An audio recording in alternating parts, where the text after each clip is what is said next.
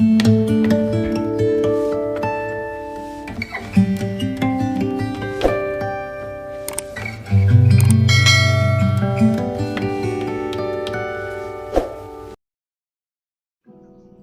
ایک انتخاب ہے اور باقی سب کچھ نقطۂ نظر کا معاملہ ہے۔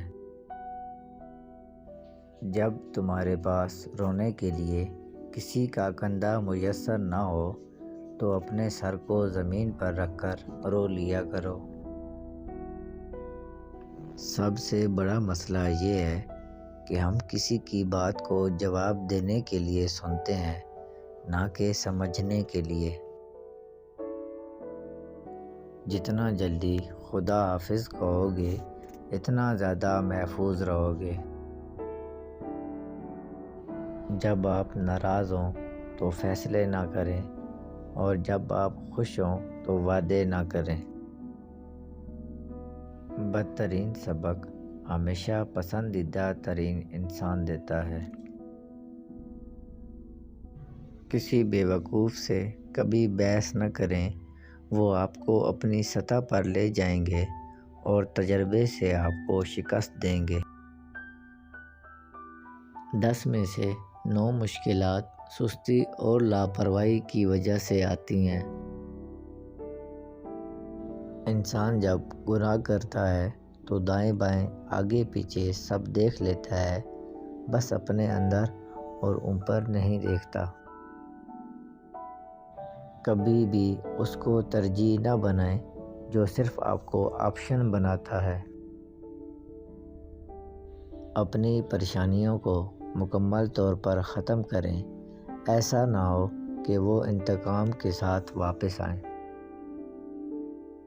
لوگوں کے نتائج پر توجہ دیں، ان کے ارادوں پر نہیں۔ خود کو طاقتور ظاہر کرنے کے لیے شان و شوکت کے آلات استعمال کریں۔ آپ کا ذہنی سکون سب سے قیمتی ہے۔ بے پرواہ ہو جاؤ، زندگی آسان ہو جائے گی۔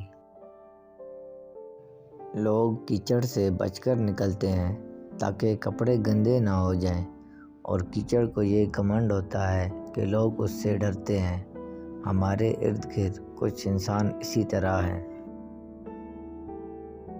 امید اچھی رکھو، لیکن تیاری برے حالات کے حساب سے کرو۔ بعض اوقات بہت کچھ جانتے ہوئے بھی چپ رہنا حکمت میں شمار ہوتا ہے۔ جب کوئی دل کے دروازے پر دستک دے تو دروازہ فوراً مت کھولا کریں۔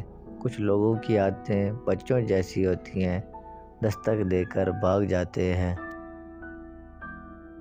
مرد بھی عجیب ہے، اس سے شادی نہیں کرتا جس سے چھپ کر ملتا ہے، اور اس سے شادی کر لیتا ہے جس سے کوئی اور چھپ کر ملتا ہے۔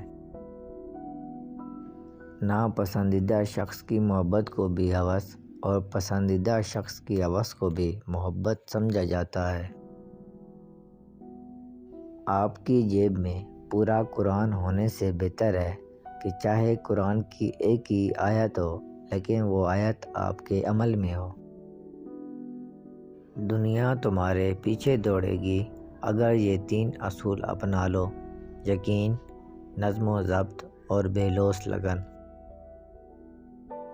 ہوشیار لڑکیاں یہ سننا پسند کرتی ہیں کہ وہ خوبصورت ہیں، اور خوبصورت لڑکیاں یہ سننا پسند کرتی ہیں کہ وہ ہوشیار ہیں۔